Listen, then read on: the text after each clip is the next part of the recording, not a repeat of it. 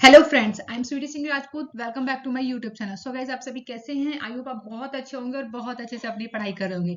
जैसे कि आज है 6 April 2023, daily current affair by SSR. ये लेक्चर आप सभी को बाइलिंगुअल मिलता है, Hindi plus English. Daily morning में मैं सुबह इसे 6 बजे अपलोड कर देती हूँ। सो गाइज, स्टार्ट कर लेते हैं आज का सेशन। फर्स्ट, आप सभी को कमेंट बॉक्स में लिखना है जय हिंद जय Bharat. Third of the day है आज का गाइज। इससे कोई फर्क नहीं पड़ता कि आप कितनी धीमी गति से चलते हैं, जब तक आप रुकते नहीं हैं। ये विचार है कन्फ्यूशियस के। ओके गाइज, अब स्टार्ट कर लेते हैं आज का सेशन। जैसे कि आज है 6 अप्रैल 2023। फर्स्ट क्वेश्चन है गाइज आप सभी के सामने। हाल ही में किस देश में इलेक्ट्रॉनिक वोटिंग मशीन के बिना तामपत्रों का उपयोग करके आम चुनाव होंगे? Which country will held general election using ballot papers without electronic voting machine recently? तो गाइस, ऑप्शन हो जाता है यहाँ पे करेक्ट ऑप्शन है ए ऑप्शन, यानी बांग्लादेश। बांग्लादेश में इलेक्ट्रॉनिक वोटिंग मशीन से आम चुनाव नहीं होंगे, यहाँ पे बैलेट पेपर के द्वारा आम चुनाव होंगे। अब बात कर लेते हैं बांग्लादेश की। बांग्लादेश की लोकेशन आप देख सकते हैं यहाँ पे। ओके गाइस, जैसे कि लोकेशन है यहाँ पे बांग्लादेश की। तो बांग्लादेश का जो बॉर्डर है वो हमारे इंडिया में कितने स्टेट से टच करता है? तो फर्स्ट है वेस्ट बंगाल है, तो वेस्ट बंगाल से भी बांग्लादेश का बॉर्डर टच होता है। वहीं मेघालय से भी बांग्लादेश का बॉर्डर टच होता है एंड त्रिपुरा से भी बांग्लादेश का बॉर्डर टच होता है। अब बात करेंगे बांग्लादेश के बारे में। बांग्लादेश एक क्या है? दक्षिण एशिया में स्थित देश है। देश का आधिकारिक नाम की बात करें तो क्या है? पीपल्स रिपब्लिकन ऑफ बांग्लादेश है इसका आधिकारिक नाम है। बांग्लादेश की जनसंख्या की बात करें तो 16.31 करोड़ यहाँ की जनसंख्या है, जो इसे इससे दुनिया का 8वां सबसे अधिक आबादी वाला देश बन जाता है। ठीक है, बात करेंगे बांग्लादेश के राष्ट्रीय खेल की। तो बांग्लादेश का यहाँ पे राष्ट्रीय खेल क्या है? कबड्डी है। साथ ही साथ यहाँ के बात कर लेते हैं राष्ट्रीय पशु की। तो राष्ट्रीय पशु क्या है? रॉयल बंगाल टाइगर जो है बांग्लादेश का राष्ट्रीय पशु है। ओके, अब बात करेंगे यहाँ पे नेक्स्ट पॉइंट है हमारे पास, बांग्लादेश का मुख्य धर्म क्या है? तो इस्लाम है। यहाँ की जो राजधानी है बांग्लादेश की वो ढाका है, और बांग्लादेश का सबसे बड़ा शहर भी ढाका है। आधिकारिक मुद्रा की बात करें तो यहाँ की मुद्रा क्या है? बांग्लादेशी टका है। ओके गाइस, 1971 में बांग्लादेश ने पाकिस्तान से अपनी स्वतंत्रता को प्राप्त किया था। ओके, ये आप याद रखेंगे कि बांग्लादेश जो है स्वतंत्र कब हुआ था? तो 1971 में पाकिस्तान से पूर्ण रूप से स्वतंत्र हो गया था। इससे पहले की बात करें तो पश्चिम पाकिस्तान हुआ करता था, और बांग्लादेश जो है वो पूर्वी पाकिस्तान के नाम से जाना जाता था। लेकिन 1971 के बाद बांग्लादेश एक स्वतंत्र देश बन गया। बात करेंगे यहाँ पे बांग्लादेश के प्रधानमंत्री की। तो कौन है वहां की प्रधानमंत्री? शेख हसीना है। और राष्ट्रपति कौन है वहां के? तो मोहम्मद शहाबुद्दीन चंपू जो है यहाँ के राष्ट्रपति हैं। इमेज में आप देख सकते हैं, ये है प्रधानमंत्री जिनका नाम है शेख हसीना, और यहाँ पे है राष्ट्रपति महमूद शहाबुद्दीन। ओके, बात कर लेंगे नेक्स्ट क्वेश्चन की। नेक्स्ट क्वेश्चन है आप सभी के सामने सेकंड। हाल ही में विश्व बैंक ने फाइनेंशियल ईयर 24 में भारत की जीडीपी वृद्धि दर कितने प्रतिशत रहने का अनुमान लगाया है? Recently the World Bank has predicted India's GDP growth rate on financial year 24 as what percentage? तो गाइज, ऑप्शन है यहाँ पे, करेक्ट ऑप्शन हो जाता है ऑप्शन सी, यानी 6.3% जो है विश्व बैंक ने फाइनेंशियल ईयर 2024 में भारत की जीडीपी का अनुमान लगाया है। 6.3% रहने वाली है। ठीक है, अब बात करते हैं इसी से रिलेटेड कुछ पॉइंट्स हमारे पास। विश्व बैंक ने अपनी एक रिपोर्ट में कहा है, वित्त वर्ष 2024 में खपत में नरमी के कारण भारत की जीडीपी कम होकर 6.3% रहने वाली है। इसका अनुमान लगाया गया है किसके द्वारा? विश्व बैंक के द्वारा। सेकेंड पॉइंट है यहाँ पे, पहले देश की जीडीपी कितनी थी? 6.6% रहने का अनुमान लगाया गया था। लेकिन अब हाल ही में जो रिपोर्ट आई है विश्व बैंक के द्वारा, वो कितनी बताई गई है? फाइनेंशियल ईयर 24 में 6.3 रहने वाली है। ठीक है। विश्व बैंक ने अपने इंडिया डेवलपमेंट अपडेट में कहा है कि खपत में धीमी वृद्धि और चुनौतीपूर्ण बाहरी परिस्थितियों के कारण विकास दर के बाधित होने की आशंका है। ओके गाइस, तो ये सारी बातें थी विश्व बैंक ने जो बताया है कि फाइनेंशियल ईयर 24 में भारत की जो जीडीपी है वो 6.3 रहने वाली है। ओके गाइस, बात करेंगे यहाँ पे नेक्स्ट क्वेश्चन की।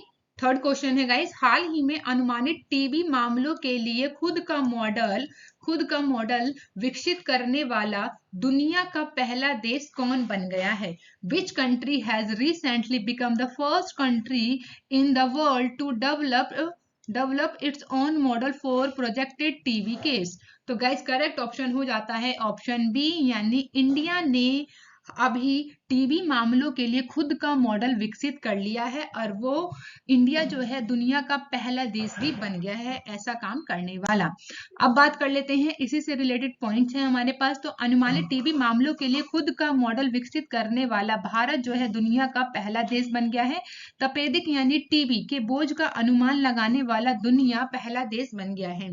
और भारत में टीबी के मामलों की व्यापकता का अनुमान लगाने के लिए अपना देश स्तरीय गणितीय मॉडल लॉन्च कर रहा है भारत। ठीक है, बात करेंगे यहाँ पे हम अब टीबी के बारे में। टीबी एक आम और कई मामलों में घातक संक्रामक बीमारी है।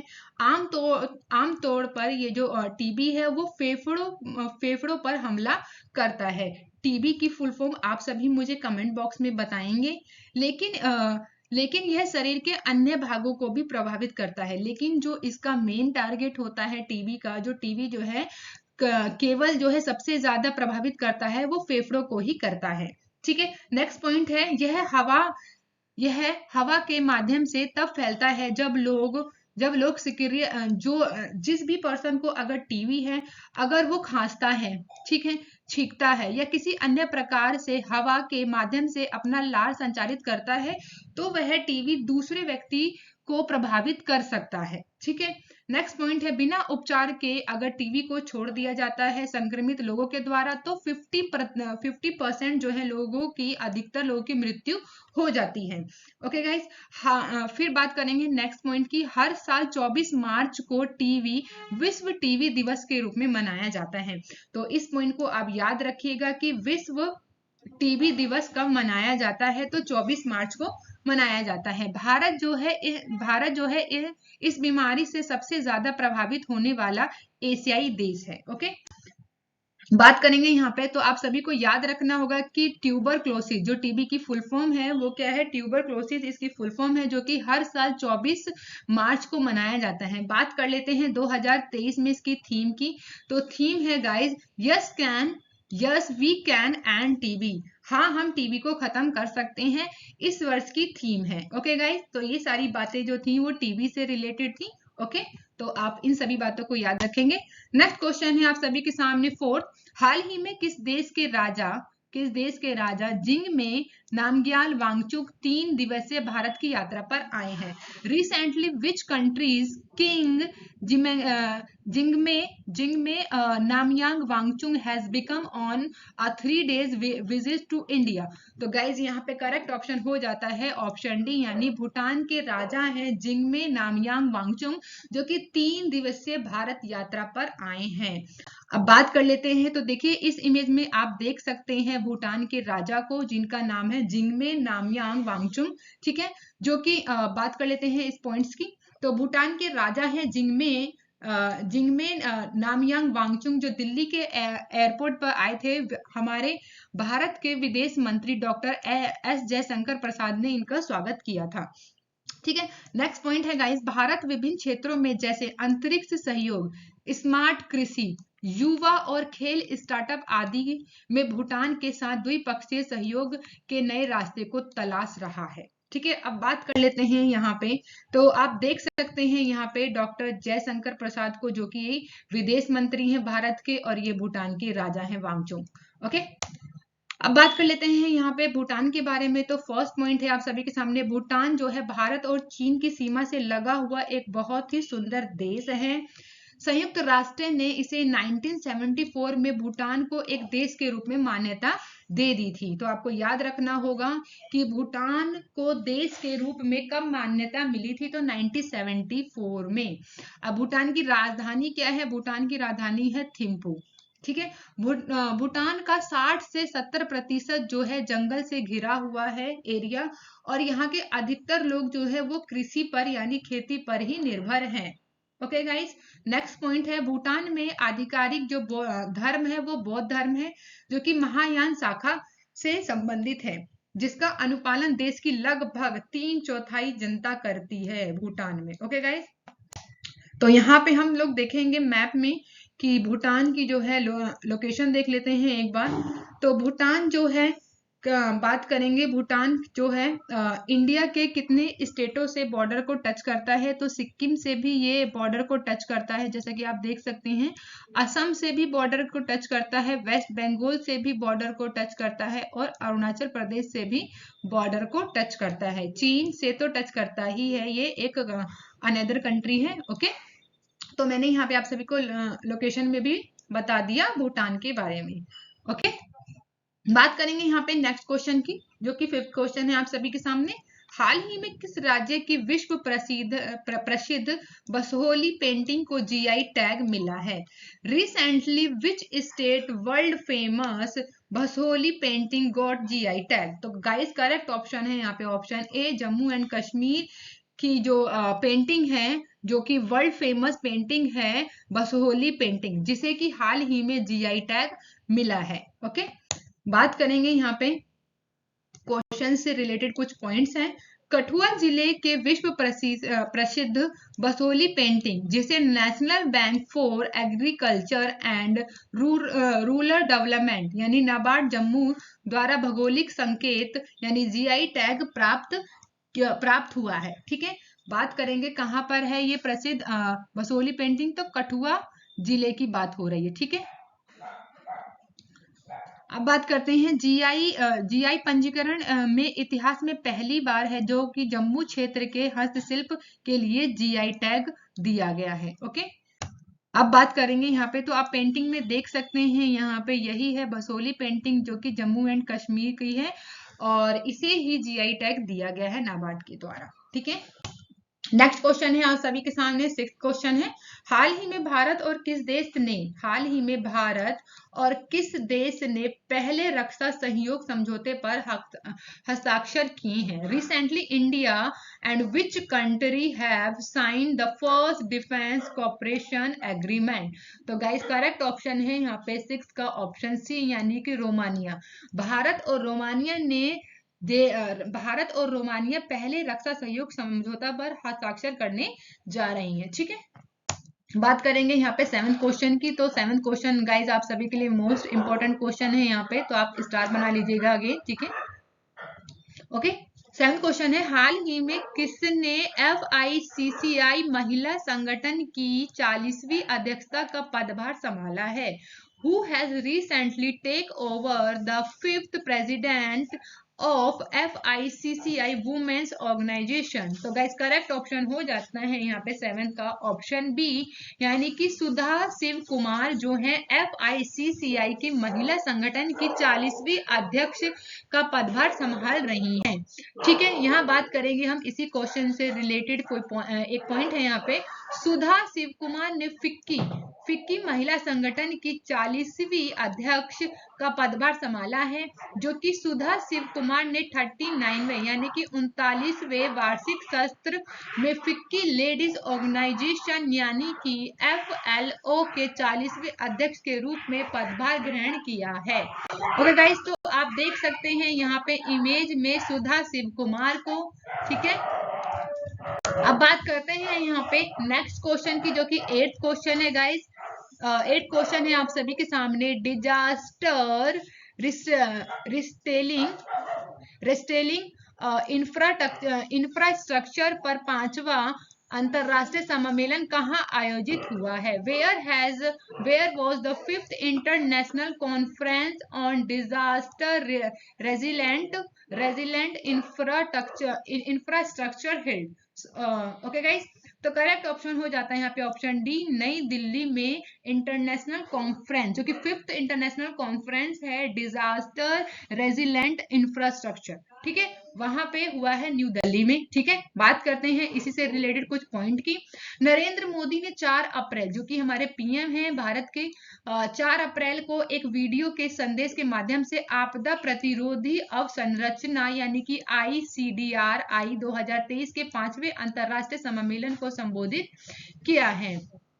बात करेंगे यहाँ पे नेक्स्ट पॉइंट की, जो कि 40 से अधिक देश हैं CDRI, जो कि इसके हिस्सा बन चुके हैं 40 देश। ओके, नेक्स्ट पॉइंट है CDRI की थीम की बात करें तो क्या है, डिलीवरिंग रेजिलेटिंग एंड इंक्लूसिव इंफ्रास्ट्रक्चर, जो कि इस साल की ये क्या है, इसकी थीम है।